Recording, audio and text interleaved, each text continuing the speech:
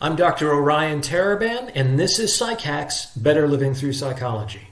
And the subject of today's short talk is The Tale of Bluebeard.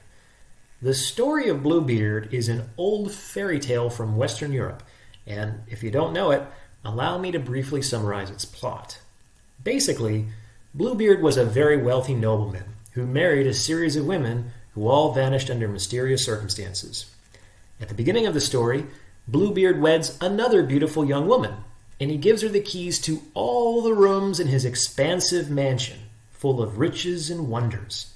However, he expressly forbids her from opening the locked door in the basement. So it's kind of reminiscent to the Garden of Eden in the book of Genesis. The new bride can do whatever she wants, can partake of all the pleasures of the mansion, and can go wherever she wants, excepting one specific room. And of course, her curiosity about that one room eventually overpowers her, and she one day enters the forbidden room and finds the mutilated corpses of all of Bluebeard's former wives. Bluebeard catches her in the act and makes to kill her, but she delays her death by asking for a moment to pray, during which time the woman's brothers appear and kill Bluebeard instead. So that's the end of the story. And why am I telling you this story? I think that one moral of the story is that somewhere deep in the heart of man is a door that it might be better off not to open. That we all have skeletons in the closet, though hopefully not literal skeletons like in the case of Bluebeard, but emotional skeletons. And in most cases, we actually gain little by exposing them to the light. In fact, we may even endanger ourselves by doing so.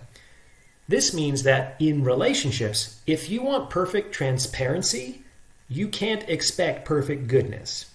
Because no person, including myself and yourself, is perfectly good.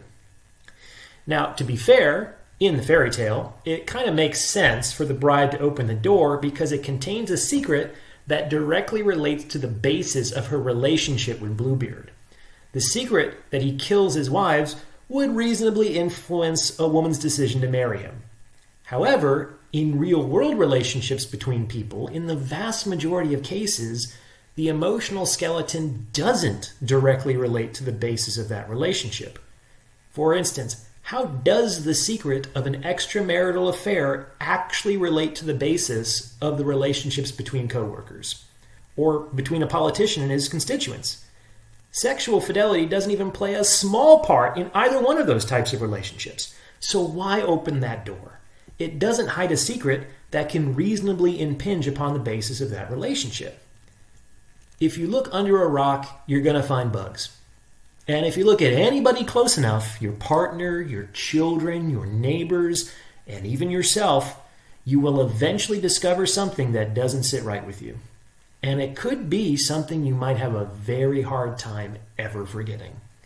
So it's kind of good manners to respect the doors of others, especially if you wouldn't want your own shameful skeletons paraded through the light of day. And the presence of that door doesn't make you a bad person. It doesn't mean you're incapable of doing good. It just means that you're complex, a mixture of good and bad, darkness and light, like the rest of us. And accepting that fact about yourself will probably help make you more tolerant of the complexities of others. So that's what I have to say. If you have a topic you'd like discussed in a future episode or would like to schedule a consultation, please reach out to psychackspodcast@gmail.com. We'll talk more in future episodes.